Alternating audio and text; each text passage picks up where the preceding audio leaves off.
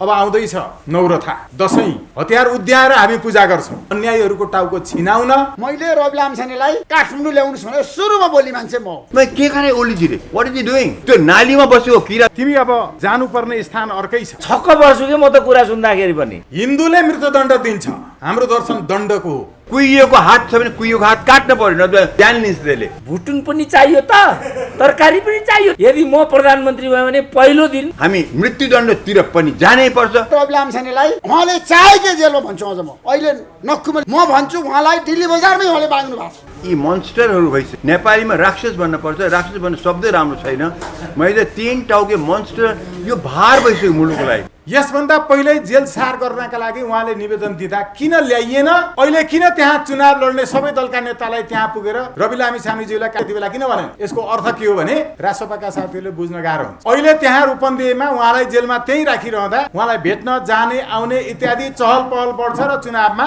रासपाको माहौल बढ्छ भनेर त्यहाँबाट हटाइहाल्नु परेको छ सरकारलाई पञ्चरात्रे पक्षे स्थवागते यी बुढा खाला चाहिँ टन्न भुडी भरेकाबाट कहीँ हुन्छ असम्भव छ भनेपछि यस्तो पङ्गु संघीयता हामीलाई किन चाहियो त्यत्रो जनयुद्धमा कसलाई पोस्यो प्रचण्डलाई पोस्यो र केही आसेपासलाई पोस्यो बर्बाद भइसक्यो भगवान कृष्णबाट सिक्ने सन्देश यो पनि हो वास्तवमा गीताको मर्म चाहिँ के रहेछ भनेदेखि मान्छेले जस्तो काम गर्यो त्यस्तै फल पाउँछ पुरानो रक्सी नयाँ बोतलमा हालेर यिनले आज हामी यो गतिमा छौँ 7 सालमा जे बोल्थ्यौँ आज हामी त्यही बोल्दैछौँ किन त यस्तो हावादारी कुरा गर्नु हुन्छ दातव्यम सर्ववर्णेभ्यो चौरहितम राजम धन राजाले अन्याय गरेर कमाउनेहरूको सम्पत्ति थुतेर सबै वर्णका मान्छेहरूलाई बाँडिदिनु पर्छ र अघि स्वागत नेपाली चितवनलाई मृत्युदण्ड छैन मृत्युदण्ड अवश्य चाहिन्छ अन्याय र अत्याचारको पक्षमा बोलिरहने सत्यको पक्षमा हुनेको बदख्वाई गरिरहनेलाई 99 सम्म सहन्छु 100औं पटक गलत बोले भने टाउको छिनाउँछु ओलीजी र उनले आसेपासे यतिसम्म कि चाहिँ मदन भण्डारी जस्तोको स्मृतिमाथि आज ओलीजीले प्रहार गरेर भएको छ शपथ ग्रहण हुन्छ गोपनीयता तथा पद तथा गोपनीयताको शपथ ग्रहण पूर्वीय दर्शनले पद तथा गोपनीयताको शपथ ग्रहण भन्दैन मन्त्री गुप्त परिभाषणे भन्ने श्लोक छ मन्त्रीले गोप्य कुराहरू सम्परिभाषण गर्नुपर्छ भनिदिनुपर्छ तर लुकाएको लुकाइ गर्ने यिनीहरूको जागिर छ नम्बर 1 यी नेताहरू हामीलाई काम लागेनन् यो सिस्टम हामीलाई काम लागेनन् लोकतन्त्र बचाउने हो भनेदेखि नेपाललाई प्रगतिमा लग्ने हो भनेदेखि यो संसदीय व्यवस्था हाम्रो अभिशाप भइसकेको छ अब हामीले कार्यकारी जानुपर्छ मोहन चन्द्र अधिकारी बिचारा तप पिसाब चुहाएर सडकमा हिँड्नुपर्छ जसले हाम्रो लागि 16 वर्ष जेल जीवन बिताउनु परेको थियो त्यस्ताहरूका लागि हो नि त राष्ट्रिय सभा तर दुर्भाग्यले आज त्यो राष्ट्रिय सभा चुनाव हारेका दुम्बाहरूको अखडा बन्यो वामदेव गौतमले त खुल्लम खुल्ला मैले यति लामो त्याग गरेँ बाँकी जीवन मलाई नेपाल राष्ट्रले पाल्नुपर्छ यो क्लेम गर्नुभयो यदि म प्रधानमन्त्री भएँ भने पहिलो दिन राष्ट्रिय सभा भङ्ग गरिदिन्छु कार्यकारी चाहिँ नके हुँदैन अब कार्यकारी नभइकन यही संसदीय व्यवस्था चल्यो भनेदेखि असम्भव छ हजारौं मान्छे भ्रष्टाचार गरेको बरु एउटैले गरोस् हामीले आपत्ति छैन तर यसरी चाहिँ चल्दैन अब मुलुक चल्न सक्दैन रात दिन पूजा गर्ने धर्म गर्ने पहेँलो लुगा लगाउने राम नाम जप्ने टीका लगाउने तर कर्म चाहिँ त्यस्तो गर्ने हाम्रो शास्त्रले के भने महिलाहरू हेर्नुस् बलात्कृत भइरहेको पार्टीको कार्यकर्ता हो भने जाहेरी दरखास्तै दर्ता हुँदैन महिलाको शक्तिको सन्दर्भमा पूर्वीय दर्शनले भनेको के त्यो प्रजातन्त्रमा चाहिँ पशु पक्षीको पनि बाँच्ने अधिकार हुन्छ पर्यावरणको खोला नालाको जीव जन्तुको पनि अहिले विश्वको अत्याधुनिक कानुन पशु अधिकार पनि प्रजातन्त्र भित्र पर्छ तर डेमोक्रेसी भित्र लोकतन्त्र भन्ने भित्र त्यो पर्दैन डेमोक्रेसी भित्र अरू जीव जीवात्माको बाँच्ने अधिकार पर्दैन मान्छेको मात्रै पर्छ त्यसैले प्रजातन्त्र भन्ने शब्द चाहिँ सबैको मान्छेको मात्रै होइन हच्किएको देख्छु म प्रजातन्त्र शब्द प्रयोग गर्न र अनि लोकतन्त्र शब्द प्रयोग गर्दा ठालु भएको देख्छु मैले संस्कृतको आशयबाट जोडेको साँच्चै प्रजातान्त्रिक फोरम यसलाई बनाउनु भएको छ किन भनेको भने समसामयिक राजनीतिक मान्छेका विषय मात्रै होइन उहाँले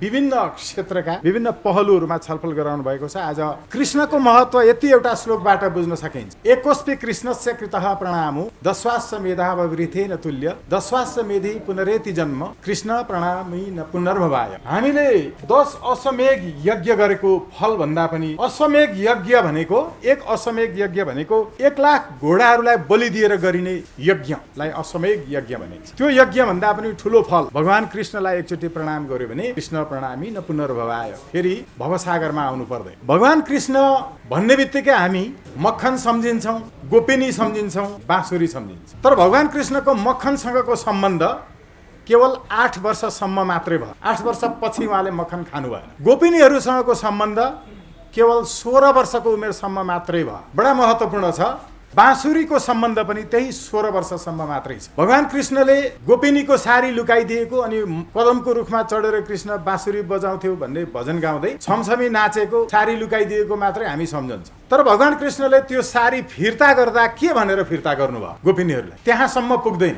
भगवान कृष्णले यो भन्नुभयो, अब उपरान्त पानीको मुहानमा सर्वाङ्ग पसेर वातावरण फोहोर नगर्नु, पानीको मुहानलाई सफा राख्नु। अब उपरान्त फोहोर पार्दिन पानीको मुहान, सार्वजनिक पानीका मुहानहरू। यो विश्वको वातावरणीय अत्याधुनिक कानुन हो। अनि मात्रै प्रतिज्ञा गराएर भगवान कृष्णले फिर्ता गर्नुभयो। भगवान कृष्णबाट सिक्ने सन्देश यो पनि हो कि अघि मैले भन्दै थिएँ, उहाँले बाँसुरी 16 वर्ष पुगेपछि राधालाई दिनुभयो। यो तिम्रो लागि बजाइरहेको थिएँ, अब उपरान्त म बजाउँदिनँ, किनकि उहाँका गुरु 2 जना हुनुहुन्थ्यो। 2 जना मध्ये एकजना गर्ग ऋषिले उहाँको नारायण गर्नुभयो, व्रतबन्ध गराइदिनु भयो। उहाँलाई त्यो 16 वर्ष पुगेपछि ज्ञान दिने गुरुले यो बताउनु भयो कि तिम्रो उद्देश्य जीवनको अर्कै छ, तिमी अब जानुपर्ने स्थान अर्कै छ, अब तिमीले यहाँबाट छोड्न पर्छ। उहाँले दिनुभएको ज्ञानपछि भगवान कृष्णले राजनीति र अध्यात्मलाई जोड्न थाल्नुभयो र बाँसुरी दिनुभयो राधालाई। राधालाई बाँसुरी दिएपछि उहाँ कहिल्यै पनि फर्किएर जीवनमा एकचोटि पनि राधालाई भेट्न पुग्नु भयो, कहिल्यै भेट्नु भयो। त्यसपछिको जीवनमा एकपटक पनि राधालाई भेट्नु भएन। तर विश्वभरि कृष्ण राधा भनिँदैन, राधा कृष्ण भनिन्छ। प्रेमिकाहरूका लागि, प्रेमीहरूका लागि धेरै ठुलो उदाहरण छ। काम वासनाको मात्रै प्रेम होइन, भावनाको प्रेम। भगवान कृष्णले शिशुपालको टाउको छर्लकै छिनाउनु भयो। किन? भगवान कृष्णले शिशुपालकी आमालाई भन्नुभएको थियो, अन्याय र अत्याचारको पक्षमा बोलिरहने, अन्याय र अत्याचार गर्ने मात्र होइन, अन्याय र अत्याचारको पक्षमा बोलिरहने, सत्यको पक्षमा हुनेको बदख्वाई गरिरहनेलाई तिम्रा छोरालाई सम्झाइदेऊ। 99 सम्म सहन्छु, 100औं पटक गलत बोले भने टाउको छिनाउँछु। राजसभामा भगवान कृष्णलाई अट्टहास गर्दै उपहास गरेपछि, तिम्रो बाउ पनि थाहा छैन, आमा पनि थाहा छैन, को हौ तिमी भन्न थालेपछि त्यति बेला 100औं गल्ती पुगेको थियो। सुदर्शन चक्रले टाउको छिनाइदिनु भयो। भगवान कृष्णको सन्देश यो पनि हो, अन्यायीहरूको टाउको छिनाउन हामी पूर्वीय दर्शनमा विश्वास गर्नेहरूलाई सधैँ तयारी अवस्थामा रहनुपर्छ। हामी हतियार चलाउने जातिहरू हौँ। अब आउँदैछ नौरथा, दशैं, हतियार उद्याएर हामी पूजा गर्छौँ अन्यायीहरूलाई, पापीहरूलाई अन्त्य गर्न। शान्ति शान्ति मात्र भनेर बस्दैन। हुन त काम, क्रोध, लोभ, मोह र अहंकार यी पञ्च महाबली भनिन्छ। अब पूर्वीय दर्शन नेताहरूलाई लोभ कति लाग्ने हो? अघि सम्पत्तिको कुरा गर्दै हुनुहुन्थ्यो ऋषि धमलाज्यूले। सम्पत्ति जीवनमा चाहिने कति हो? यसप्रतिको दृष्टिकोण नेताहरूमा प्रष्टता छैन। पूर्वीय दर्शनका दृष्टि, हामीले जति सम्पत्ति कमाए पनि परिवारमा सन्तान कपुत परेछ भने त्यसले सक्छ, कमाउँदै नकमाए पनि सन्तति सपुत परेछ भने, असल परेछ भने कमाइदिनै पर्दैन, आफै गर्छ। यदि पुत्र कुपुत्र स्यात् व्यर्थ हि धन सञ्चय, यदि पुत्र सुपुत्र स्यात् व्यर्थ हि धन सञ्चय। धन सञ्चय प्रतिको दृष्टिकोण नेताहरूको प्रष्ट छैन, त्यसैले भ्रष्टाचार बढिरहन्छ। अहिले राष्ट्रिय आयको असमानुपातिक वितरण, हाम्रो डाक्टर साहब यही हुनुहुन्छ, latest world human development report हेर्नु भयो होला। नेपालको नेसनल इन्कमको डिस्ट्रिब्युसन अहिले हेर्ने हो भने 90% राष्ट्रिय आय केवल यो देशको 10% मान्छेका लागि खर्च भएको छ। 10% रकम बाँकी 90% मान्छेका लागि खर्च भएको छ। यो सरकारले स्वीकार गरेको रिपोर्ट। तर हाम्रो शास्त्रले के भन्छ? दातव्यम सर्ववर्णेभ्यो चौरहितम राजम धन। राजाले अन्याय गरेर कमाउनेहरूको सम्पत्ति थुतेर सबै वर्णका मान्छेहरूलाई बाँडिदिनुपर्छ, समान वितरण गर्नुपर्छ। खोइ हामीले किसानले धान उत्पादन गर्छन्, मल कति रुपियाँको खर्च हुन्छ, बिउ कति रुपियाँको हुन्छ, आफूले त्यहाँ कति दिन काम गर्छ, आफ्नै पारिश्रमिक जोड्ने हो भने त्यो धान उत्पादन गरेर 1 मन बोरामा हालिसक्दा त्यसको परल मूल्य कति हुन्छ? हामीले किसानले धान उत्पादन गरिसकेपछि मेरो धान कतिमा किनिदिन्छस् भनेर व्यापारीलाई सोध्नुपर्छ। मेरो धानको मूल्य यति हो, योभन्दा घटीमा बेच्दिन भन्न पाउँदिन। तर हाम्रो वेदले के भन्छ? पञ्चरात्रे पञ्चरात्रे पक्षे पक्षे स्थवागते। हरेक 15-15 दिनमा किसानका अनाजको मूल्यको निर्धारण अहिलेको पालिका भनिएका जस्ता पाञ्चालिकाहरूमा गर्नुपर्छ सरकारले। अनाजको मूल्य कस्तो छ? किसानले उत्पादनको मूल्य नपाएर माइतीघरमा आन्दोलन गर्दा गर्दै मर्नुपर्छ। उखुको पैसा माग्न आयो, पैसा दिनुपर्ने मधेसमा छ, फलेको मधेसमा हो, खपत त्यहाँ भएको छ, माइतीघरमा आएर आन्दोलन गर्नुपर्छ। संघीयता छ अरे। रसुवाको मान्छे काम पर्यो भने मकवानपुर जानुपर्छ, ताप्लेजुङको मान्छे विराटनगर आउनुपर्छ। सप्तरी र दार्चुलाको मान्छेले एउटा कम्पनी स्थापना गर्नु पर्यो भने त्यहाँ हुँदैन, त्रिपुरेश्वरको कम्पनी रजिस्ट्रार कार्यालयमा आउनु। समानुपातिकता छ अरे। काठमाडौँका नेवार महिलाको प्रतिनिधित्व संसदमा शङ्कर पोखरेल र ईश्वर पोखरेलका श्रीमतीहरूले गरिरहेका। संघीयता छ अरे। राई लिम्बू महिलाको प्रतिनिधित्व वामदेव गौतमको श्रीमतीले गरिरहनु भएको। समानुपातिकता छ। समानुपातिकता छ अरे। नेवार राज्यको प्रमुख झक्कु सुवेदी हुनुहुन्थ्यो, तामाङ सालिङको प्रमुख अग्नि सापकोटा हुनुहुन्थ्यो, खम्बुवानको प्रमुख भवानी बराल हुनुहुन्थ्यो। यस्तो छ हाम्रो शास्त्रले के भने? महिलाहरू हेर्नुहोस्, बलात्कृत भइरहेको पार्टीको कार्यकर्ता हो भने जाहेरी दरखास्तै दर्ता हुँदैन। महिलाको शक्तिको सन्दर्भमा पूर्वीय दर्शनले भनेको के? वास्तवमा पूर्वीय दर्शन सबै हुलेको भएको हुना आयोगको वितरण असमानुपातिक, राज्य सञ्चालकहरूले लिनुपर्ने नीतिमा शपथ ग्रहण हुन्छ गोपनीयता तथा पद तथा गोपनीयताको शपथ ग्रहण। पूर्वीय दर्शनले पद तथा गोपनीयताको शपथ ग्रहण भन्दैन, मन्त्री गुप्त परिभाषणे भन्ने श्लोक छ। मन्त्रीले गोप्य कुराहरू सम्परिभाषण गर्नुपर्छ, भनिदिनुपर्छ, तर लुकाएको लुकाइ गर्ने यिनीहरूको जागिर छ। अब आउन चाहन्छु केही राजनीतिक प्रसङ्गहरू बताउँदै हुनुहुन्थ्यो, अनुमति छ भने। विदेश भ्रमणको सन्दर्भमा, भ्रष्टाचारको सन्दर्भमा सिधा छ पूर्वीय दर्शनले मृत्युदण्ड दिन्छ, सिधा छ मृत्युदण्ड नमान्ने पूर्वीय दर्शन र हिन्दू हुँदैन। हिन्दूले मृत्युदण्ड दिन्छ, हाम्रो दर्शन दण्डको हो। विश्वको सबभन्दा पहिलो संविधान यो भूमिमा बनेको थियो, मनुस्मृति। अघि मैले भनेको श्लोक मनुस्मृतिकै हो। बलात्कार गर्नेहरूको लिङ्ग काटिदिनुपर्छ, राजालाई शिक्षा दिएको छ। मैले बताउँदै थिएँ भ्रष्टाचार विरुद्धको एउटै मात्रै अन्तिम कानुनी व्यवस्था मृत्युदण्ड नै हो, त्यो बाहेक अरू हुन सक्दैन। त्यसपछि देखिन्छ कति अन्त्य हुन्छ हुन्न। अर्को प्रधानमन्त्रीको विदेश भ्रमण। इन्डियामा 2 जना मात्रै प्रधानमन्त्री हुँदा 10 वर्षमा नेपालमा 11 जना प्रधानमन्त्री भएछ। नेपालका प्रधानमन्त्री यस्ता संस्थाहरूलाई जहिले पनि रेड कार्पेट ओछ्याएर बोलाएर स्वागत गरेको गर्ने फुर्सद हुन्छ त उनीहरूलाई? धन्न धन्न आउँछु भनेपछि जान खोज्दैछ। यसको अर्थ केही पनि छैन, कुनै अर्थ छैन। नेपालको परराष्ट्र नीति पृथ्वीनारायण शाहको समयको 2 ढुङ्गा बीचको तरुल, अहिले 2 ढुङ्गा बीचको तरुल होइन, 2 तरुल बीचको ढुङ्गा भयो। तरुल हो नि झाँगिने, प्रगतिको मुना पलाउने, बढ्ने, कुनै त भौगोलिक रूपमा पनि बढिरहेछन्। ढुङ्गा हो जो कहिले टुसाउँदैन, झाँगिँदैन, बढ्दैन। हामी ढुङ्गा जस्ता बनेका छौँ। परराष्ट्र नीतिका सम्बन्धमा नेपालले लिने एउटै बाटो स्पष्टताका छ। नेपाल जस्ता साना तथा मझौला मुलुकहरूको दृष्टिले नेपाल 49औं देशमा पर्छ विश्वमा। यस्ता साना तथा मझौला मुलुकहरूको बेग्लै वैश्विक महाशक्ति तयार गर्ने र त्यसको नेतृत्व गर्ने। पञ्चायतको संविधानमा नेपाललाई शान्ति क्षेत्र घोषणा गर्न स्पष्ट व्यवस्था गरिएको थियो, त्यसलाई अस्वीकार गरेको केवल इन्डियाले होइन। अहिले बोधगयामा भेट हुँदैछ। अबको नेपालको संविधानमा शान्ति क्षेत्रको त्यो प्रावधान फर्काइनेछ, फर्किनुपर्छ। बोधगयामा गएर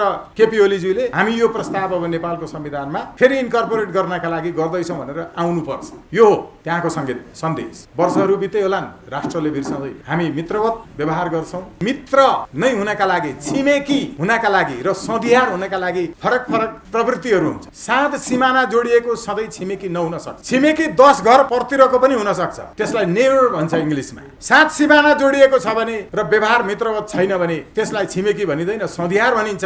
त्यसलाई अङ्ग्रेजीमा ट्रिटी भनिन्छ। ट्रिटी कन्ट्रिजहरू सधैँ नेबर नहुन पनि सक्छ। अलाइ कन्ट्रीहरू, म यसको एन्टोनिम युज गर्दिनँ।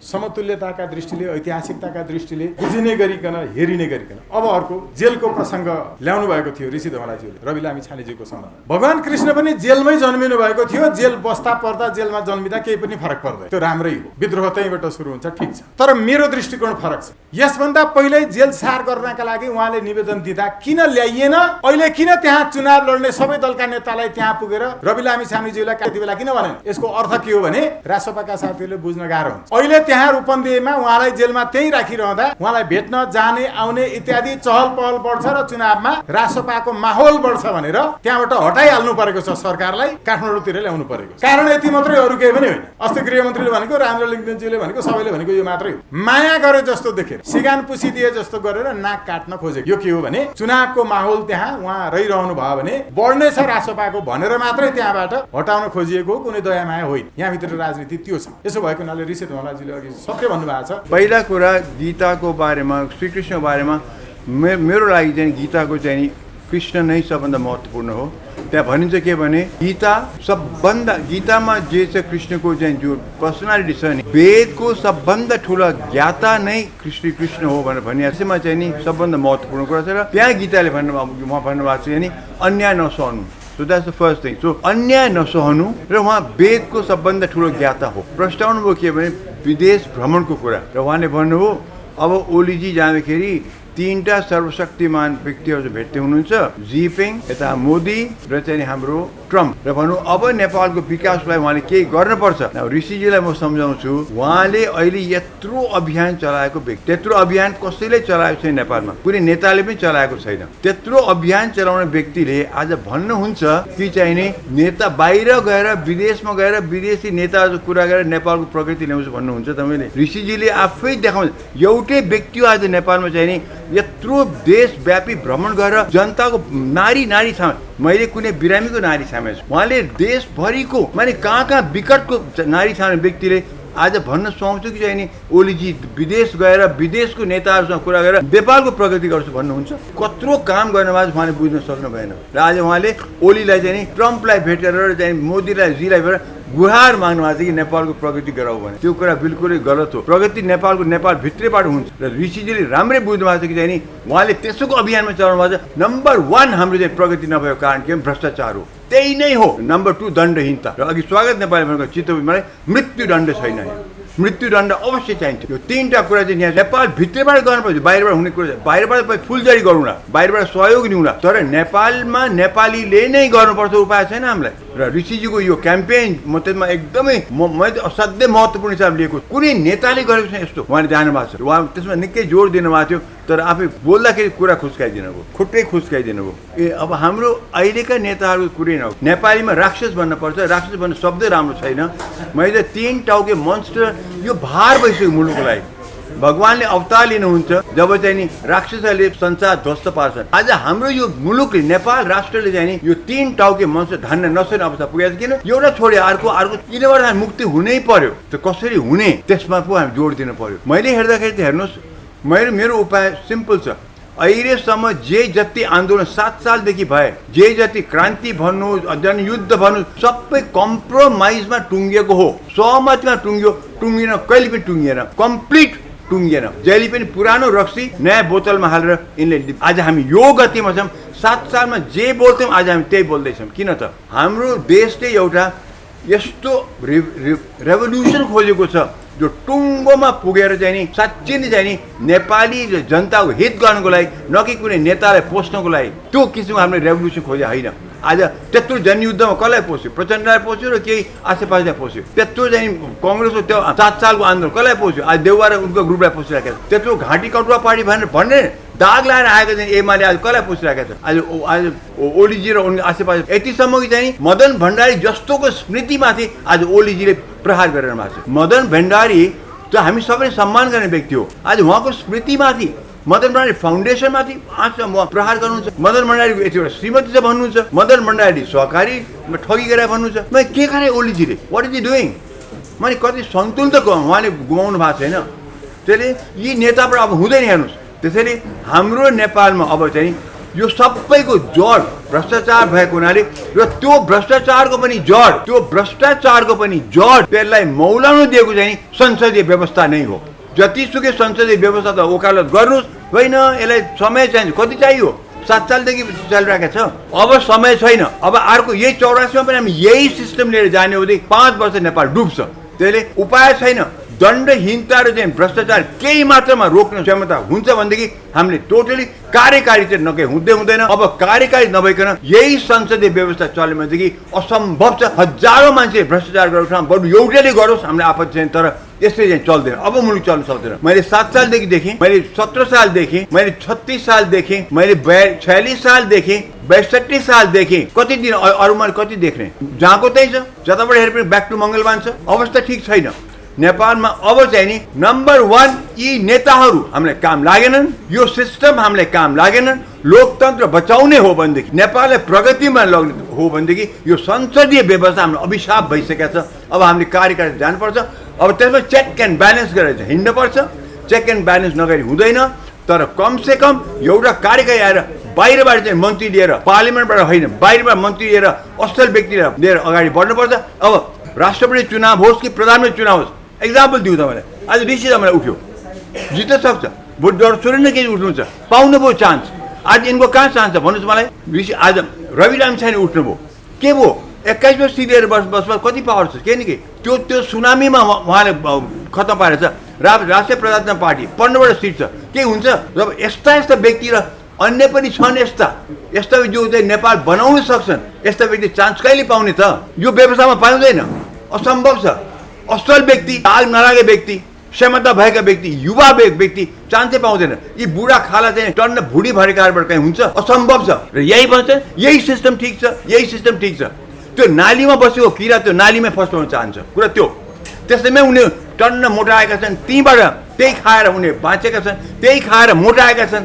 त्यसले किन छोड्थे त? हामी यो बाहिर बसेका छौँ, खुला हावामा बसेका छ। हामी भन्छौँ बर्बाद भइसक्यो। फेरि भन्छ ए यस्तो नेगेटिभ कुरा गरे भन्छ होइन नेगेटिभ। अब पोजिटिभतिर जाउँ। नेपाल कसरी ऋषिको सुरुवात थियो नेपाल कसरी बनाउने। आज कृष्ण जन्माष्टमीमा कसरी बनाए मतलब कुहिएको हाँगा काट्ने। कुहिएको हात छ भने कुहिएको हात काट्न पर्यो नत्र ज्यान लिन्छ त्यसले।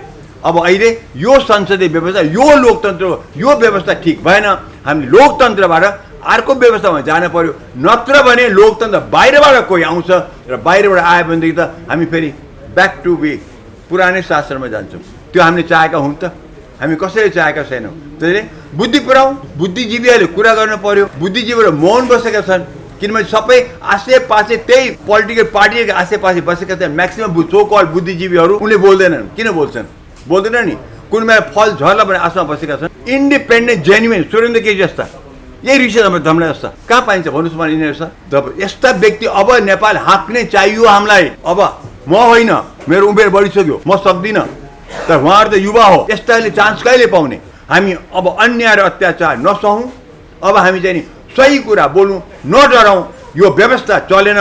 यो व्यवस्था फ्याँकेर लोकतन्त्रभित्रबाट अर्को व्यवस्था जाउँ कार्यकारीतिर जाउँ र कमसे कम आश गरौँ कि त्यसबाट चाहिँ भ्रष्टाचार एक धेरै निर्मूल त हुँदैन धेरै कम हुन्छ। हामी आशा गरौँ दण्डहीनता हुँदैन। हामी मृत्युदण्डतिर पनि जानै पर्छ। कमसेकम नदिए पनि त्यो डिटरेन्टहरू हुन्छ। अब तपाईँ जाउँ।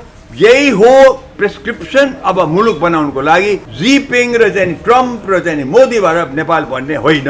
हामी धर्मनिरपेक्षमा गएका वर्षहरू जति जति व्यतीत गर्दैछौँ मान्छेको धर्मप्रतिको आकर्षण त्यति नै बढेर गएको देख्छु। म छक्क पर्छु।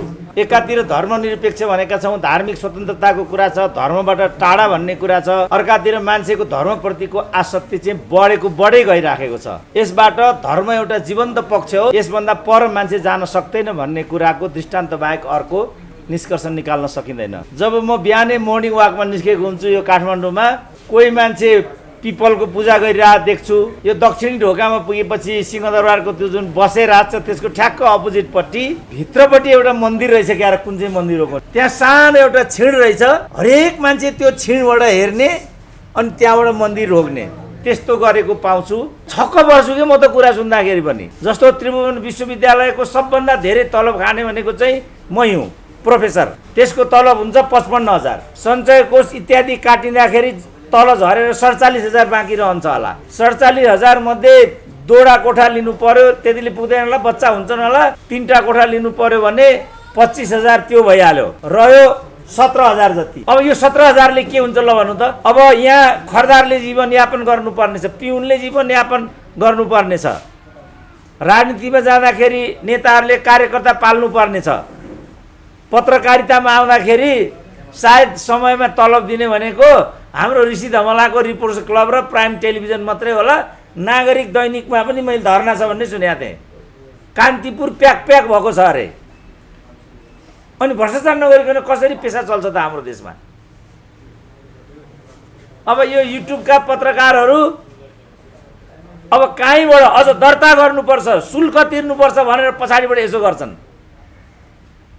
अनि उनीहरूको पनि त परिवार होला। उनीहरूले मेन्टेन गर्नुपर्छ होला। अब अनि कस्तो कहाँबाट ल्याएर तिर्ने त भने नि गोजीमा हुनु पर्यो नि त।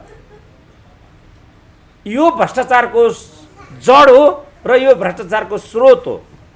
यो भ्रष्टाचारको स्रोतलाई निमिटान्ने पार्ने कि नपार्ने त्यसपछि मात्रै भ्रष्टाचारको कुरा यसको उन्मूलनको कुरा सम्भव हुन्छ। केही उपायहरू बरु म बताइदिन्छु निशुल्क। जस्तो हाम्रा चाहिँ 2टा सदनहरू छन्। हामीलाई 2टा सदन किन चाहियो। संविधान निर्माताहरूको परिकल्पना के हो भने सहज तरिकाले सदनमा पुग्न नसक्ने मानिसहरूका लागि भनेर राष्ट्रिय सभा परिकल्पना गरियो। चेपाङ राउटे अल्पसंख्यक विज्ञहरू विशेषज्ञहरू शहीद पत्नीहरू शहीद परिवारहरू त्यागीहरू महापुरुषहरू त्यस्ताहरूको लागि भनेर राष्ट्रिय सभा परिकल्पना गरियो। अब राउटेको सभामा गएर हाम्रो ऋषि धमलाले तपाईहरुलाई के चाहिन्छ प्रश्न गरेको ऋषि धमलाले तपाईहरुलाई के चाहिन्छ। हामीलाई चामल चाहिन्छ। कति चामल चाहिन्छ 2 बोरा चाहिन्छ। अब के चाहिन्छ तरकारी चाहिन्छ। तरकारी के चाहिन्छ? खसी चाहिन्छ। यति रहेछ। हेर्नु त मान्छेको माग जम्मा 1 बोरा चामल, एउटा खसी। अझै पनि केही चाहिन्छ कि ऋषि मलाई दानी मान्छे अझै दिन मन थियो। भुटुङ पनि चाहियो त, तरकारी पनि चाहियो त भन्छ गाँठे राउटे त। ल कुनै सुट दिए, कुनै गाडी दिए, कुनै सडक दिए भन्यो त। जनता यति सहज छ, जनता यति निर्मोही छ, जनता यति निर्दोष र निश्चल छ। त्यस्तो जनताका लागि पनि हामीले केही कुरा उपलब्ध गराउन नसकेको कुरा नाङ्गै छ। त्यस्ता मानिसहरूलाई यही कुरा त्यो राउटेले राष्ट्रिय सभामा आएर भनिदिएको भए कति गर्विलो सुनिन्थ्यो। आज पो सोसियल मिडियाको सिस्टम आयो, ऋषि रमलालाई त्यो त्यहाँसम्म जाने संयोग जुट्यो। होइन भने ती राउटेहरूको बोली कस्तो छ भन्ने कुरा मैले नै सुनेको थिएन। कस्तो भाषामा बोल्छन् मलाई नै थाहा थिएन, कस्तो लुगा लाउँछन् मैले नै देखाएको थिएन। तर यो सोसियल मिडियाको सिस्टमले गर्दाखेरि त्यो जनजनमा पुग्यो। राउटेको मुखियाका लागि राष्ट्रिय सभा हो। त्यसपछि शहीद पत्नीहरू युवा अवस्थामा पतिले जीवन त्याग गर्नु पर्यो, हाम्रा लागि हो नि बिचारा। तर आज शहीद पत्नीहरूले मागेर खानुपर्छ। अङ्गभङ्गहरू, मोहनचन्द्र अधिकारी बिचारा तप पिसाब चुहाएर सडकमा हिँड्नुपर्छ, जसले हाम्रो लागि 16 वर्ष जेल जीवन बिताउनु परेको थियो। त्यस्ताहरूका लागि हो नि त राष्ट्रिय सभा। तर दुर्भाग्यले आज त्यो राष्ट्रिय सभा चुनाव हारेका दुम्बाहरूको अखडा बन्यो।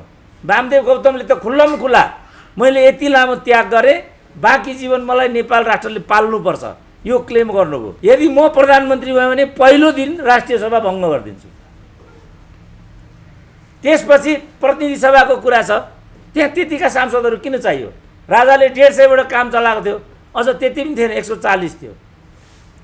त्यसलाई घटाएर हामी पनि 150मा ल्याउँ न। जनसङ्ख्या घटेको घटै छ, 1 करोड जनता बाहिर गएका छन्, त्यसै पनि प्रतिनिधित्व घट्छ नि त।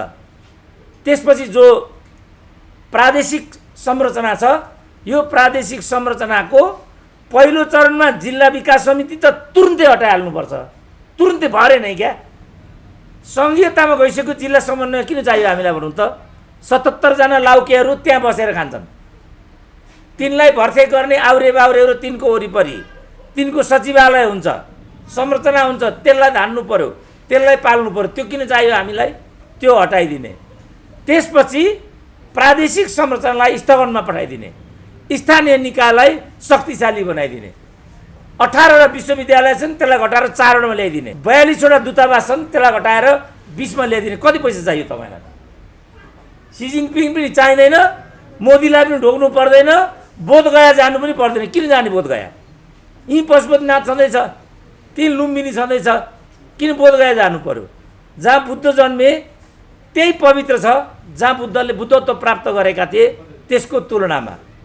तर यो हरिण होइन सुगन्ध दिने, त्यसले चाहिँ आफ्नो सुगन्ध खोज्दै हिँड्छ अरे। वास्तवमा त्यो सुगन्ध उसको आफ्नो शरीरमा हुन्छ, तर ऊ त्यसको खोजीमा बाहिर निस्किन्छ। आज हाम्रा नेताहरूको त्यो चाल भएको छ। अब प्रादेशिक संरचनालाई स्थगन गरेर स्थानीय निकायलाई शक्तिशाली नभइकन भएकै छैन। अब कति बालेन शाहलाई हेर कति शक्तिशाली रहेछ नगरपालिका भन्ने कुरा ल हेर भन्थे यहाँका कवैयाहरू। अब अहिले देखिहाल्यो नि त, एउटा नगर अधिकृत पनि केन्द्रबाट जाँदो रहेछ। कति शक्तिशाली रहेछ त, कति निमुखो र निरीह रहेछ त अहिलेको व्यवस्था अनुसारको यो स्थानीय तह। अब मैले एउटा यो नगरपालिका विकास सङ्घ भन्ने रहेछ नि त केन्द्रमा, एउटा तिनको अध्यक्ष मेयर भएको धादिङको नगरपालिका रहेछ। त्यहाँ मैले सोधेको थिएँ, मेयर साहब यो नगर अधिकृत पनि केन्द्रबाट जाँदो रहेछ हो भनेर। उहाँले के भन्नुभयो भने नगर अधिकृत होइन हजुर, सुब्बा पनि केन्द्रबाट आउँछ भन्नुभयो। भनेपछि यस्तो पङ्गु सङ्घीयता हामीलाई किन चाहियो? यसबाट के बुझियो भनेदेखि यो सङ्घीय व्यवस्था भनेको हामीले नेताका दलका कार्यकर्ताहरूलाई आउरे बाउरे आसेपासेहरूलाई भरण पोषण गर्नको लागि ल्याइएको रहेछ भन्ने कुरा प्रष्ट भयो। हाम्रो यो भृकुटी मण्डप परिसरमा गएको 10 वर्षदेखिको माग के थियो भने यो अगाडिको सडक बन्नुपर्छ। 10 करोड इन्कम छ भन्ने सुन्छु यो परिसरभित्र, तर अहिले त्यो साइन बोर्ड चाहिँ टलक्क टल्केको। आजै तपाईँले त्यहाँ देख्नुभयो होला, समाज कल्याण मन्त्रालय अन्तर्गतको महिला बालबालिका मन्त्रालय अन्तर्गतको समाज कल्याण शाखा भनेर एउटा लेखेको साइन बोर्ड चाहिँ देखियो, तर यो सडक उस्ताको उस्तै छ। पशुपतिनाथको मन्दिरको परिसरको स्थिति उस्ताको उस्तै छ। यो चारखालको टर्निङमा, दिल्ली बजारको चारखालको टर्निङमा रामचन्द्र बाल भन्ने एउटा परिषद रहेछ। नगरपालिकाको मेयर बालेन शाहलाई पनि झुक्क्याएर त्यसको वडा अध्यक्षले भित्रभित्र त्यसलाई पनि निजीकरण गरिसकेको रहेछ। जङ्गबहादुरको पालाको मन्दिर नापीसँग मिलेर यहाँ मन्दिरै छैन भन्ने एउटा नक्सा पनि तयार पारेर त्यहाँ त वडा समितिको कार्यालय बनाएर लिजमा दिने तयारी चाहिँ गरिसकेको रहेछ। रात दिन पूजा गर्ने, धर्म गर्ने, पहेँलो लुगा लगाउने, राम नाम जप्ने, टीका लगाउने, तर कर्म चाहिँ त्यस्तो गर्ने। यस्तो हो भने त धर्म पनि त एउटा उपहासको विषय बन्यो। त्यसकारण मैले के भनेको भने धर्मको दृष्टिकोणले पनि हाम्रो समाज भ्रष्ट छ, किनभने कसैको पनि धार्मिक आचरण छैन। धर्मको कुरा गरिसकेपछि धार्मिक आचरण गर्नु पर्यो नि त। जब हामीले कृष्णको पूजा गर्ने हो भनेदेखि, जब हामीले शैव धर्मावलम्बी हो भनेदेखि त हामी कमसेकम भेजिटेरियन त हुनु पर्यो नि त। रातभरि खोया बिर्के लगाउने, दिनभरि पशुपतिको पुजारी हुने, अनि आधी समयमा दोरीमा गएर तर पसिना काटेर चाहिँ लोकगीत गाउने, कसरी हुन्छ त्यसरी? लोकगीत अर्कै शाखा हो, भजन अर्कै शाखा हो, धर्म अर्कै शाखा हो, राजनीति अर्कै शाखा हो। यो जम्मैलाई व्यवस्थापन गर्ने चाहिँ राज्य हो, सरकार हो। काहीँ कसैले ठिकसँग केही पनि गरिराखेको देखिँदैन। किनभने के गर्दा के हुन्छ, के नगर्दा के हुँदैन भन्ने कुराको छ्यान विवेकै हाम्रो देशमा भइदिएन। कृष्ण अष्टमीको दिनमा यदि कृष्ण जन्माष्टमी मनाउने हो भनेदेखि हामीले निष्ठाका साथ यसलाई मनाउनु पर्यो। यसलाई अध्ययन चिन्तन मनन गर्नु पर्यो। गीता भनेको महाभारतको एउटा महत्त्वपूर्ण अङ्ग हो। यो गीताले दिन खोजेको सन्देश के हो त्यो हामीले बुझ्नु पर्यो। गएको वर्ष म पुणे पुगेको थिएँ एउटा प्रेजेन्टेसनलाई लिएर। त्यहाँ गीताविदले सो सम्बन्धमा एउटा कार्यपत्र प्रस्तुत गर्दै गरेको सुन्दाखेरि मात्रै गीताप्रतिको मेरो धारणा बदल्यो। हामीहरूले सुनिआएको चाहिँ के थियो भनेदेखि गीताले भनेको मूल मर्म भनेको कर्म गर्दै जाने, फलको आशा नगर्ने। कर्म गर्दै जाने, फलको आशा नगर्ने। अब यो काम मात्रै गर्ने अनि यसबाट फल के आउँछ भन्ने आशा नगर्ने भने मान्छेले यो काम किन गर्छ? सबै मान्छे उछिन पाछिन गरेर पहिला आउन चाहन्छन्।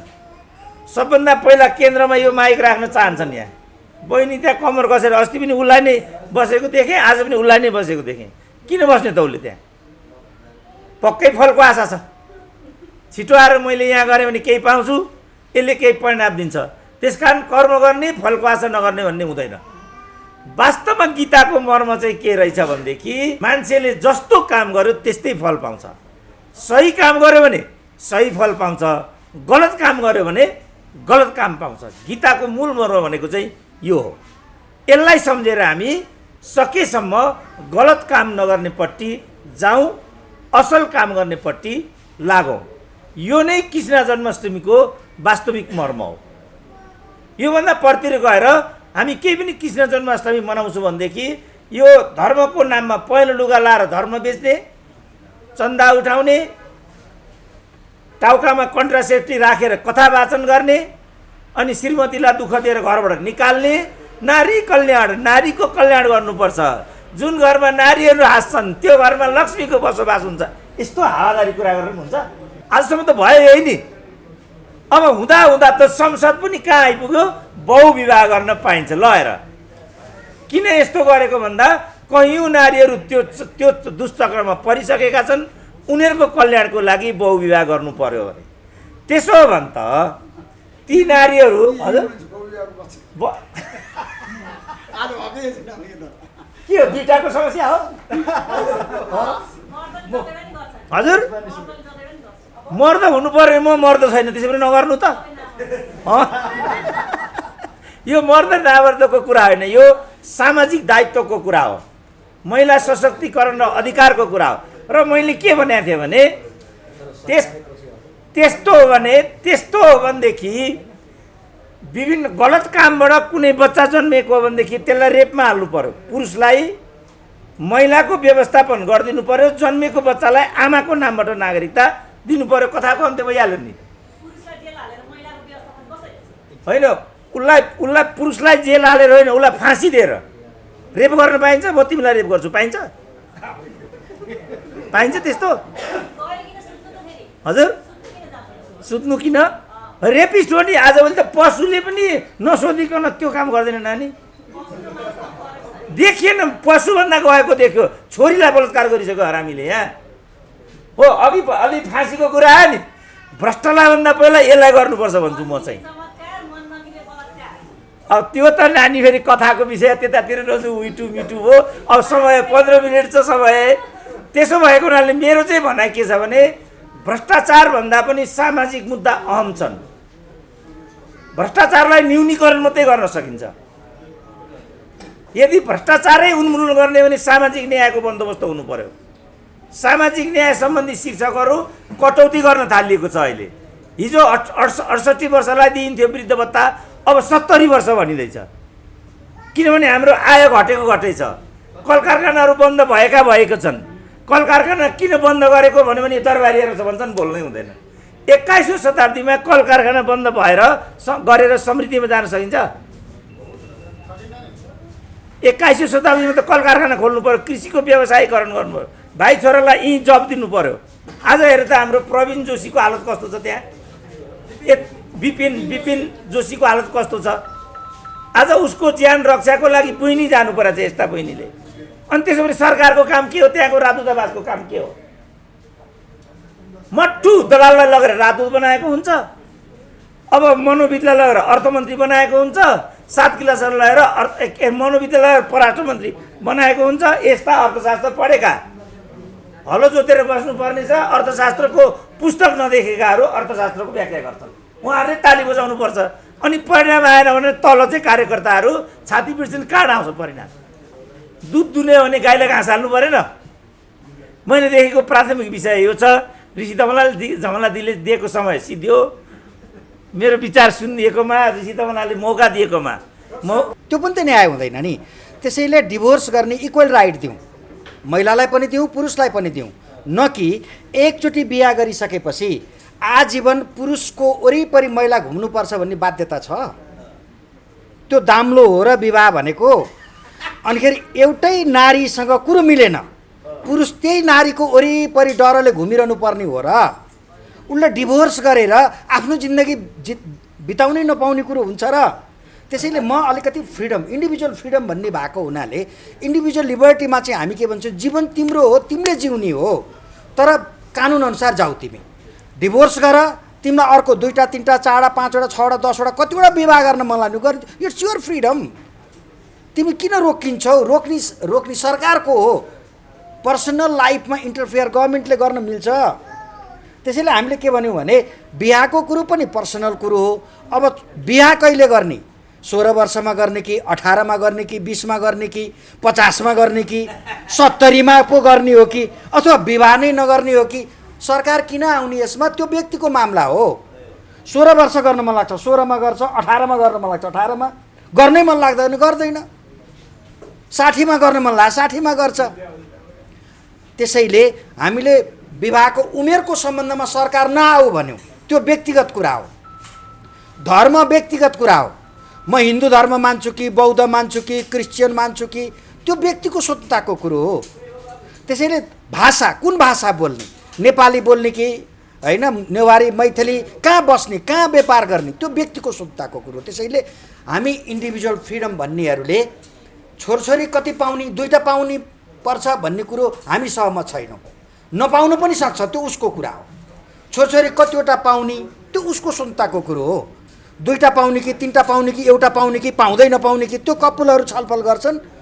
स्वतन्त्र त्यहाँ राज्य किन आउनु पर्यो? 2 भए ठिक, धेरै भए दिक्क भनेर प्रचार गर्दाखेरि अहिले समस्या के भयो? मान्छेले बच्चै जन्माउन छोडे, विवाह नै गर्न छोडे। यो जातको हुन्छ त्यो जातकोसँग बिहा गर भन्ने तिमी को हो? मन मिले जोसँग पनि जसको पनि विवाह हुनसक्छ, त्यो पर्सनल कुरा हो। त्यसैले विवाह भन्ने कुरो इट इज पर्सनल म्याटर। हामी इन्डिभिजुअल स्वतन्त्रता, व्यक्तिगत स्वतन्त्रता भन्ने मान्छेहरूले के भन्यो भने यो व्यक्तिको कुरा हो भनेर भन्या सन्दर्भ यो। तपाईँहरूलाई कतिको चित्त बुझ्यो? प्रश्न राख्न सक्नुहुन्छ, म अझ क्ल्यारिफाई गर्छु। र मेरो सिद्धान्तले अहिले पीडित भएका जति पनि नारी र पुरुषहरू छन् ती सबैले त्यो पीडाबाट मुक्त पाउँछन्। त्यसैले मैले सरकारलाई सपोर्ट के कुरोमा गरे हो भने यदि कुनै अवैधानिक तरिकाले कुनै एउटा बच्चा गर्भ भयो भने त्यसलाई जेल हालेर हुँदैन, त्यसको सम्पत्तिको हिस्सा त्यो महिलालाई दिनुपर्छ, त्यो बच्चालाई दिनुपर्छ। र तपाईँलाई म एउटा कुरो के भन्छु भने बुद्धिमान मान्छेले ट्याक्सिङ गर्ने हो पिपुललाई। जस्तै डोनाल्ड ट्रम्पले संसारभरि ट्याक्स लगाउँछु भनेर तबाही मचाएका छन्। तिम्रो सम्पत्ति सिज गरिदेऊ, त्यो नै सबभन्दा ठुलो पनिसमेन्ट हो। महिलासँग अनैतिक किसिमको सम्बन्धले कुनै एउटा बच्चा जन्मेछ भने पुरुषलाई जेल हालेर समस्याको समाधान हुँदैन। त्यसको सम्पत्ति सबै सम्पत्ति त्यो महिलालाई दिने हो, त्यो बच्चालाई अधिकार दिने हो। त्यसरी पो त्यसको न्याय हुन्छ त। पुरुषलाई जेल हालिदिएर बहुविवाह हुँदैन भनेर न नागरिकताले खान दिन्छ, नागरिकताले लाउन दिन्छ। कस्तो तर्क गर्छन् साथीहरू यो देशमा। खाना लाउन त पैसा चाहिएला नि, सम्पत्ति चाहिएला नि, इन्जोय गर्ने बेला गर्ने, अनिखेरि मनपरी गरेर ल बहुविवाह गर्न पाइँदैन भनेर भन्न पाइन्छ। त्यसैले मेरो आग्रह के छ भने यसमा सरकार आउनु हुँदैन। समाजवादी सरकार, अब एमाले, माओवादी, काङ्ग्रेस र बुद्धिजीवी साथीहरूलाई पनि म के भन्छु भने बुद्धिको प्रयोग गरौँ। खालि तिग्रा ठटाएर जसले जे भन्नु त्यही हावा तर्क गरेर हिँडेर समाज रूपान्तरण हुँदैन। रूपान्तरण गर्न रूपान्तरणकारी बुद्धि चाहिन्छ र त्यो बुद्धि प्रयोग गरौँ हामी। र प्रत्येक नागरिकलाई जस्टिस गर्नुपर्छ भन्ने मेरो सिद्धान्त हो। एउटा नागरिक पनि इन्जस्टिसमा बाँच्नु हुँदैन भन्ने मलाई लाग्छ। त्यसैले मैले त्यो बच्चा, त्यो महिला, त्यो पुरुष जो बाध्यतावश बाँधिएको छ त्यसलाई जस्टिस, न्याय गर्ने काम चाहिँ स्टेटले गर्नुपर्छ, गभर्मेन्टले गर्नुपर्छ भन्ने तर्क हो। र साथीहरू यो बहुविवाहको कुरोमा म धेरै बोल्न चाहन्न। आज मलाई अलिकति अर्थतन्त्रको विषयमा बोल्नु भनेर भन्नुभएको थियो र मैले अर्थतन्त्रका यो न्युमेरिकल डाटा म आज प्रस्तुत गर्न तपाईँहरूसँग गइराखेका छैन साथी हो।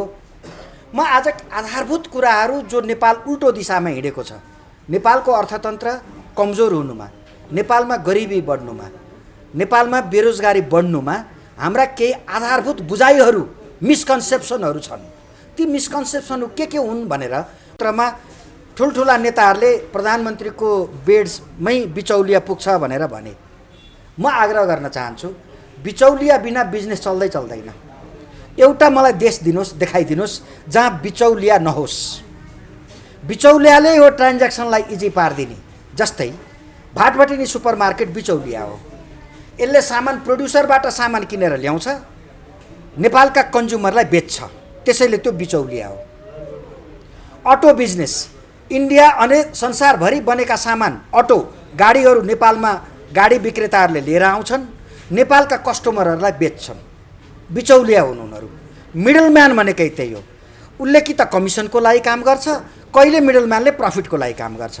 त्यसैले तपाईँ बिजनेस गर्न चाहनुहुन्छ, प्रोड्युसरलाई कन्ज्युमरसम्म पुर्याउन चाहनुहुन्छ भने बिचौलिया बिना हुँदैन। त्यसैले हामीले बिचौलियालाई घृणा गऱ्यौँ। मेरो आग्रह छ बिचौलियालाई घृणा गर्ने होइन, उसलाई उसको हैसियतमा राख्ने हो, उसलाई तोकेको कमिसन दिने हो, तोकेको प्रफिट खान दिने हो। नत्र भने तपाईँ कहाँ चामल उत्पादन हुन्छ, अस्ट्रेलियामा चामल फल्दैन भनेदेखि तपाईँले यहाँबाट चामल एक्सपोर्ट गर्न पाउनुपर्छ। त्यो बिचौलियालाई थाहा हुन्छ। चामलको बजार चाहिँ यहाँ छ भनेर उसले बजार देखाइदिन्छ, हाम्रो प्रोड्युसरले चामल त्यहाँ बेच्छन् लगेर। बिचौलिया नराम्रो हो र? त्यसो भए बिचौलिया खराब हो भने सेयर मार्केट के हो त? त्यो सेयर मार्केटमा सोझै हामी सेयर किन्छौँ, त्यहाँ सेयर ब्रोकर हुन्छ कि हुँदैन? त्यो बिचौलिया हो कि होइन? त्यसैले बिचौलिया विहीन पारौँ न त समाजलाई। त्यसैले बिचौलियाको विरोध गर्नु भनेको ट्रान्ज्याक्सन, व्यवसायको विरोध गर्नु हो, व्यवसायलाई समाप्त गर्नु हो। बिचौलिया चाहिन्छ समाजलाई। यहाँ पनि छ, अमेरिकामा पनि छ, अस्ट्रेलियामा पनि छ, युरोपमा पनि छ, चाइनामा पनि छ। किनभने त्यो मिडलम्यान नभइकन प्रोड्युसर र कन्ज्युमरको रिलेसन स्थापित हुँदैन। साथीहरूले के जानेर आउनुभयो, कुन युनिभर्सिटीमा पढेर आउनुभयो, म छक्क पर्छु। त्यसैले मैले आग्रह गर्न चाहेको के हो भने काङ्ग्रेस, एमाले, माओवादीका विद्रोहकारी युवा नेताहरू भन्नेहरूले बिचौलिया भनेर शब्द प्रयोग गर्छन्। यो भ्रमित शब्द प्रयोग नगरौँ। यसले हाम्रो इकोनोमीलाई कमजोर पार्यो। हाम्रो ट्रान्ज्याक्सन हुन सक्दैन, हाम्रो बिजनेस हुन सक्दैन। नेपाली उपभोक्ताहरूले चाहिने सामान विदेशबाट ल्याउन पाउँदैनन्। हाम्रो यहाँको प्रोडक्सन विदेशमा जाँदैन यदि बिचौलियाहरू भएनन् भने। त्यसैले यो कन्सेप्ट मिडियाले क्लियर गरिदिनु पर्यो, इकोनोमिस्टहरूले क्लियर गरिदिनु पर्यो, डाक्टर साहबहरूले क्लियर गरिदिनु पर्यो। खालि केपीजीलाई, प्रचण्डजीलाई, शेरबहादुरजीलाई गाली गरेर मात्रै भएन। म अर्को कुरो भन्छु, त्यस्तै यहाँ अर्को एउटा बजोड छ, क्यापिटलिजम, पुँजीवाद। साथीहरू पुँजीवादलाई असाध्यै विरोध गर्छन्। हाम्रो सञ्चार माध्यम पनि त्यस्तै छ। पुँजीवाद भन्ने बित्तिकै जुरुक्क कन्सिरीका रौँ ठाडा हुन थाल्छन् साथीहरूको। पुँजीवाद नभइकन उद्योग खुल्छ, देश मोडर्नाइज हुन्छ, देश आधुनिकतामा जान्छ। पुँजीवाद नभइकन मार्केट ट्रान्सपेरेन्ट हुन्छ, पुँजीवाद नहुने भने मार्केट एकाउन्टेबल हुन्छ। तर यहाँ समाजवाद पुँजीवादलाई खतम गर्नुपर्छ भनेर भन्छन्, अनि एकातिर पुँजीवाद खतम गर्ने, अर्कोतिर उद्योग खुलेन, रोजगारी भएन, दिनका दिन मान्छे विदेश जान्छन्। अचम्म लाग्छ, कस्तो कन्ट्राडिक्टरी कुरो हो। त्यसैले म मिडियाका साथीहरूलाई के आग्रह गर्न चाहन्छु भने पुँजीवादको विषयमा क्लियर कन्सेप्ट जनतालाई बुझाउनु पर्यो हामीले। पुँजीवाद नभइकन औद्योगिकरण, देश औद्योगिकरण हुँदैन। पुँजीवाद नभइकन देश आधुनिकीकरण हुँदैन। पुँजीवाद नभइकन देशमा फेयर मार्केटको इस्टाब्लिस हुन सक्दैन, मार्केट कम्पिटेटिभ हुँदैन। यस्तो अवस्थामा हामीले पुँजीवादको एकतर्फ विरोध गरेर समाजवादी शासन ल्याएर हुन्छ त? त्यसो भए समाजवादले गर्छ त? गरिबी हटेन भन्छन्, समाजवादले गरिबी हट्छ? त्यसो भए भेनेजुएलामा किन नहटेको? उत्तर कोरियामा गरिबी किन नहटेको? ए बाबा, तपाईँहरू पत्रकार साथीहरू प्रश्न गर्नुहोस् न समाजवादीहरूलाई। समाजवादको खोल ओढेर जनतालाई गरिबको गरिब राख्ने कहिले कहिले प्रश्न गर्नुहोस् मिडियाका साथीहरूले। त्यसो भए उत्तर कोरिया किन गरिब भएको होला? किन 1 किलो चामल अमेरिकासँग माग्नु परेको होला? किन युरोपसँग दाल र रोटी माग्नु परिरहेको छ भेनेजुएलाले? त्यो त समाजवादी देश हो नि त। त्यसैले तपाईँले प्रश्न गर्नु पर्यो। क्यापिटलिजमको विरोध गर्दाखेरि तपाईँले प्रश्न गर्नु पर्यो। र अर्को कुरो यहाँ एकदम नराम्रोसँग विरोध भएको कुरो के छ भने सेल्फ रिलायन्स, आफै इन्डिपेन्डेन्ट इकोनोमी, स्वाधीन इकोनोमी भनेर भन्छौँ हामी। स्वाधीन अर्थतन्त्र, स्वावलम्बी अर्थतन्त्र, यो हुनै सक्दैन। अर्को एउटा मैले तपाईँहरूलाई आग्रह गर्नु, स्वावलम्बी अर्थतन्त्र दुनियाँमा हुँदैन। हिजो पनि थिएन, आज पनि छैन। म तपाईँहरूलाई आग्रह गर्न चाहन्छु, चीन पनि स्वावलम्बी छैन, नेपालबाट मासु लिएर जान चाहन्छ। अमेरिका स्वावलम्बी छैन, चिफ जति सबै चीनबाट ल्याउँछ। भारत स्वावलम्बी छैन, थुप्रै सामान भारतले विभिन्न देशबाट इम्पोर्ट गर्छ। रहेछ त स्वावलम्बी? त्यसैले स्वावलम्बी बन्ने यो सेल्फ रिलायन्ट इन्डिपेन्डेन्ट इकोनोमी, स्वतन्त्र अर्थतन्त्र बनाउँछु भन्ने त सामन्तीहरू हुन्। सामन्तवादी व्यवस्थामा त्यो हुन्छ। त्यसो भए नेपालीहरूलाई ढिँडो र गुन्द्रुक मात्रै खुवाउने हो, अरू खानै नदेऊ न? पिज्जा बर्गर किन चाहियो? सबै त विदेशबाट आयात भएको हो। त्यसैले यो अर्को एउटा भ्रमपूर्ण शब्द हाम्रो अर्थतन्त्रमा छ साथी हो, त्यो हो स्वाधीन अर्थतन्त्र। त्यो हुनै सक्दैन। म तपाईँलाई अर्को एउटा यस्तै भ्रमपूर्ण शब्दको अर्को एउटा व्याख्या गर्छु छोटोमा, इक्वालिटी। साथीहरू अहिले आर्थिक समानता भन्छन्, हुनै सक्दैन त्यो। के अरे समानता र न्यायको लागि भनेर गीत गाउँछन् एमाले काङ्ग्रेसका साथीहरू। यो दुईटा हुनै सक्दैन। किन हुन सक्दैन म तपाईँलाई भन्छु। इन्कमको डिफ्रेन्सेसले इनइक्वालिटी ल्याउँछ। सबैको एउटै आम्दानी हुन्छ, अनि एउटै आम्दानी नभएपछि क्लास भयो कि भएन? समाजमा वर्ग सिर्जना भयो कि भएन? अनि समानता हुने रहेछ त? ल, तपाईँले समान अवसर भन्छन् साथीहरू। समान अवसर भनेको तपाईँले टुडी खेलमा सैनिकहरूले टुडी खेलमा घोडाको नाच देखाउँछन्, चटक देखाउँछन्। त्यो चटक हेर्न सबैलाई तपाईँले समान अवसर दिनुभयो। अग्लो मान्छे पहिला आएर अगाडि बार लागेर उभिदियो, होचो मान्छे पछाडि बस्यो भने अवसर त तपाईँले समान देख्नुभयो। तर घोडाको नाटक हेर्न पाउँछ होचो मान्छेले? त्यहाँ के गर्नु पर्यो तपाईँले? अब होचो मान्छेले पनि घोडाको हेर्नको लागि के गर्नु पर्यो? तपाईँले टेबल ल्याएर राखिदिनु पर्यो, टेबलमाथि त्यसलाई चढाइदिनु पर्यो। हो, त्यसलाई चाहिँ जस्टिस भन्छौँ हामी। तपाईँले अवसर त बराबर दिनुभयो सबैलाई, तर होचोले हेर्न पाएन, त्यसैले त्यहाँ न्याय गर्नु पर्यो। त्यो भनेको टेबल हो। त्यसैले समानता हुँदैन, कहिल्यै पनि आर्थिक समानता हुँदैन, सामाजिक समानता हुँदैन। न्याय, त्यसलाई न्याय चाहिन्छ। त्यसैले हामीले समानता र न्याय सँगसँगै जाँदैन। साथीहरूले के प्रयोग गर्छन् म छक्क पर्छु। त्यस्तै शब्द छ अर्को, इक्विटी भन्छन् साथीहरू। मैले अलिकति आर्थिक शब्दहरू प्रयोग गरेँ किनभने भ्रमपूर्ण शब्दहरू यहाँ छन् भनेर भनेको। इक्विटी भनेको तपाईँले यो फाइनेन्सियल टर्म हो, फाइनेन्सियल शब्द हो। तपाईँ जति लगानी गर्नुहुन्छ त्यति रिटर्न पाउनुहुन्छ भने हो त्यो। अब यो पोलिटिक्समा आयो, यो शब्द राजनीतिमा आयो, यो शब्द समाजमा आयो। राजनीतिमा आउँदाखेरि के भयो? सुदूरपश्चिमले रेभिन्यू जेनेरेट गर्न सक्दैन, सङ्घीय सरकारलाई उसले ट्याक्स कन्ट्रिब्युट कम गर्छ। इक्विटी भन्दाखेरि के भयो? सुदूरपश्चिमको विकासै भएन, किनकि कम ट्याक्स तिमीले उठाउँछौ, तिमीले पैसा पनि कम पाउँछौ। त्यसैले हामीले के भन्यौँ? इक्विटीले जस्टिस गर्दैन, न्याय गर्दैन। हामी इक्विटीको कुरा गर्छौँ, इक्वालिटीको कुरा गर्छौँ। त्यसैले हामीले शब्दको गलत प्रयोग गऱ्यौँ, शब्दको व्याख्यै भएन यहाँ। र तपाईँलाई म अर्को कुरो के भन्छु भने प्राइसिङ, सरकारले प्राइसिङ तोक्दै आयो। यस्ता थुप्रै शब्दहरू छन्, सरकारले सबै कुरोको प्राइसिङ तोक्छ। हामीले के भन्यौँ, सबै तोक्दाखेरि त सरकारले प्रब्लम त कहिल्यै समाधान गर्न सकेन नि त। त्यसैले तपाईँहरू सरकारले प्राइसिङ गर्ने होइन, यो चाहिँ मार्केटले गर्ने हो। अहिलेको दुनियाँ 21st सेन्चुरीमा सरकारले प्राइसिङ गरेर हुन्छ?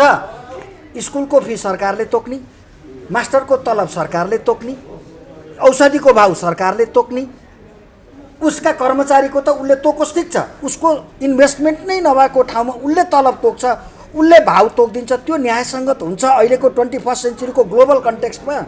त्यसैले यस्ता थुप्रै कुराहरू छन् जसले नेपालको अर्थतन्त्रलाई कमजोर बनाइरह्यो। नेपालको अर्थतन्त्रलाई सामन्तवादी युगबाट फड्को मारेर औद्योगिकरणमा लानै सकेन, पुँजीवादीमा लानै सकेन, मोडर्नाइजेसन गर्नै सकेन, सोसल ट्रान्सफर्मेसन गर्नै सकेन।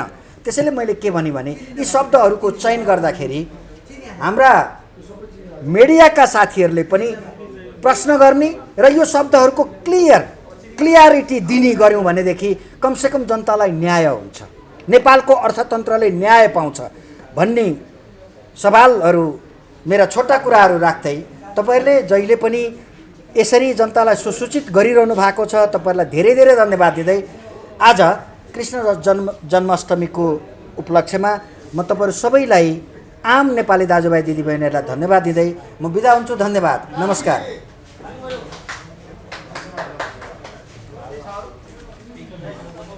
उहाँ जस्तो भगवान मैले अहिलेसम्म पढेको जानेको बुझेको मान्छेहरूले अब महादेव भन्छन्, विष्णु महेश्वर छ, जसले जहाँ हेरे पनि, तर श्रीकृष्णको महिमा चाहिँ गजबको छ क्या, गजबकै छ। उहाँको किताब पढ्दाखेरि थाहा हुन्छ उहाँको लीला क्या। त्यस्तो एउटा शक्तिशाली भगवान श्रीकृष्ण। एजेन्डा सेटिङ भन्छ नि हाम्रो देशमा, आज यो देश बनाउने एजेन्डा सेटिङै भएको छैन। देश बनाउनु व्यक्तिगत स्वार्थको लागि एजेन्डा सेटिङ भएको छ, बिचौलियाहरूको प्रभाव छ, तर देश बनाउने बारेमा एजेन्डा सेटिङ भएन। देश कसरी बनाउनु, एउटा सकारात्मक कुरा पनि गरौँ भन्छु। खाली गाली ग्लोज, आलोचना, आरोप प्रत्यारोप तीन नेताले गर्न सकेन, अर्को को आउने? केपी शर्मा ओली, शेरबहादुर देउवा, प्रचण्डको बारे हामीले धेरै बहस गऱ्यौँ। उहाँहरू केन्द्रबिन्दुमै हुनुहुन्छ। बहस गर्ने आजको आवश्यकता पनि हो, फेरि विकल्प छैन। किनभने यो देशको राजनीतिको केन्द्रबिन्दु को छ? केपी शर्मा ओली, शेरबहादुर देउवा, प्रचण्ड। काङ्ग्रेस एमाले गठबन्धन, प्रतिपक्षमा माओवादी। मैले एउटा कुरो भनेको थिएँ डाक्टर साहब, आज म भन्न चाहन्छु, सुन्नुहोस् है। मैले रवि लामिछानेलाई काठमाडौँ ल्याउनुहोस् भने सुरुमा बोल्ने मान्छे म हो। किन राख्ने भइरहमा, किन राख्ने रुपेन्द्र जेलमा? काठमाडौँ लिएर आउनुहोस्। काठमाडौँको उहाँले चाहेकै जेलमा भन्छु अझ म अहिले नक्कुमा म भन्छु उहाँलाई दिल्ली बजारमै उहाँले बाँध्नु भएको छ। रवि लामिछानेले निवेदन दिएर भन्नुभएको छ म दिल्ली बजार कारागारमा जान चाहन्छु। उहाँलाई दिल्ली बजारमा ल्याए पनि हुन्छ। म त गृहमन्त्री रमेश रेखलालाई भन्न चाहन्छु, बोलिसकेपछि धेरैले बोले, राजनैतिक दलले पनि भन्नुभयो जेल सरुवा गर्नै पर्छ, सार्नै पर्छ भन्नुभयो। राजनैतिक दल लगायत धेरै मान्छेहरूले एउटा बहसको विषय बनाए। गृहमन्त्री पनि भन्नुभयो संसदीय समिति पुगेर हामी उहाँले चाहेको ठाउँ अथवा काठमाडौँ ल्याउनको लागि प्रक्रिया सुरु गरेका छौँ भनेर हिजो सरकारले एउटा निर्णय गरिसकेको छ। अब उहाँलाई नक्खु कारागारमा ल्याउने राष्ट्रिय स्वतन्त्र पार्टीको माग, रवि लामिछानेको माग, काठमाडौँ आउने। अब धेरै मान्छेहरू छन्, नक्खुमा पनि धेरै मान्छे छन्, जेलभरि मान्छे छन् होइन। तर पनि मेरो एउटा प्रश्न कहाँनिर भन्दाखेरि आजको दिन रविजी अब नक्खुमा आउनु होला, दिल्ली बजारमै लगे पनि केही फरक पर्दैन भन्छु म त, सरकार लागेर भन्न चाहन्छु। तर हाम्रो देशमा जनताहरूले न्याय पाउनु पर्यो। जेलको अवस्थाको कुरा गर्ने हो भने हाम्रो देशको जेलको जीर्ण अवस्थातिर जाउँ न। 200 कैदी बन्दी बस्ने जेलमा कति छ? 400, 500, 600 मान्छे देशभरिको अवस्था। 1000 पनि छ। मान्छेहरूको पीडा जेलमा बस्दाखेरि जेल सुधारी अभियानमा कसैलाई मतलब छैन।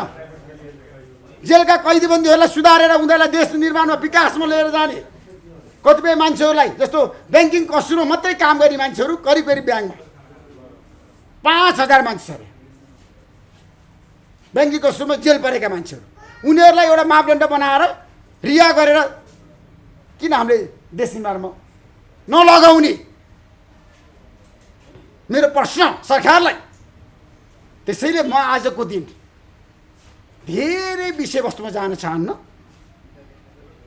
काङ्ग्रेस एमाले गठबन्धनको लागि, अब प्रधानमन्त्री केपी शर्मा ओलीको लागि उहाँ चिन जाँदै हुन्छ, चिनपछि भारत, भारतपछि अमेरिका, विश्वका महाशक्ति राष्ट्रहरूसँगको अब यात्रा हुँदैछ, सहकार्य हुँदैछ। सी जिनपिङ, मोदी अनि ट्रम्प। मैले भन्नु खोजेँ क्या, त्यसैले गर्दाखेरि त्यो अवसर उहाँले पाउनु भएको छ। नेपालको प्रधानमन्त्रीको लागि 1 महिनामा है डाक्टर साहब, 1 महिनामा विश्वका महाशक्ति राष्ट्रका राष्ट्राध्यक्ष र सरकार प्रमुखसँगको सहकार्य हुँदैछ, वार्ता हुँदैछ। यो देश बनाउने हो भने प्रधानमन्त्रीले अब भारतीय प्रधानमन्त्री नरेन्द्र मोदीसँग वार्ता गर्ने अब उहाँले अवसर पाउनु भएको छ। कहाँ? बोधगयामा। बोधगया गौतम बुद्धले ज्ञान प्राप्त गरेको ठाउँ, गौतम बुद्धको जन्मस्थान लुम्बिनी, उहाँले ज्ञान प्राप्त गरेको ठाउँ बोधगया। अब नेपालको प्रधानमन्त्री त्यहाँ बोलाउनु भएको छ मोदीले। अब यसको सङ्केत के हो भर्नुपर्छ थाहा हुन्छ। तर नेपालको प्रधानमन्त्रीले अब स्पष्ट रूपमा नेपालको विकास र समृद्धिको कुरा राख्नु पर्यो। नेपाललाई कसरी बनाउने 10 वर्षमा सम्पन्न समृद्धिशाली नेपाल। आज चीन र भारतले गरेको प्रगतिबाट हामीले सिक्नु पर्दैन? म अरू देशतिर जानै चाहन्न। भारतमा भएको विकास यसपटक नेपालको प्रधानमन्त्रीलाई स्टेट मार्ग लिएर जाने, सडकबाट लिएर जाने। किन भन्दाखेरि बिहारमा जुन विकास भएको छ नि, युपीमा जुन विकास भएको छ सडक विस्तार, अब नेपालको प्रधानमन्त्री त्यो सडक हेर्ने। उनीहरूको भारतीय पक्षहरूको भनाइ अब तर फाइनल भएको छैन, खालि एउटा मोटामोटी मैले भन्न खोजेको। अहिलेसम्म कुनै पनि प्रधानमन्त्री नेपालको इतिहासमा 2 दिने यात्रामा निस्केको छैन। निम्तामा भारतले प्रधानमन्त्रीलाई 2 दिनको लागि निम्ता गरेको छ।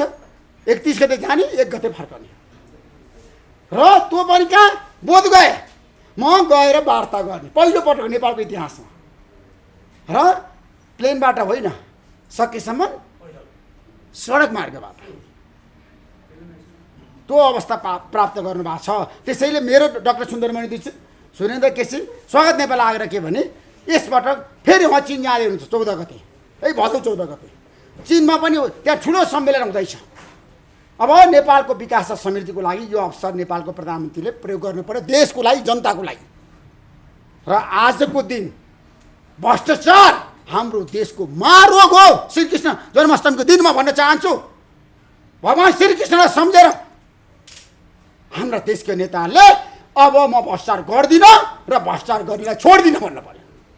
भ्रष्टाचार गर्नेलाई छोड्दिनँ। भ्रष्टाचार आज देशको लागि विकासको बाधक हो।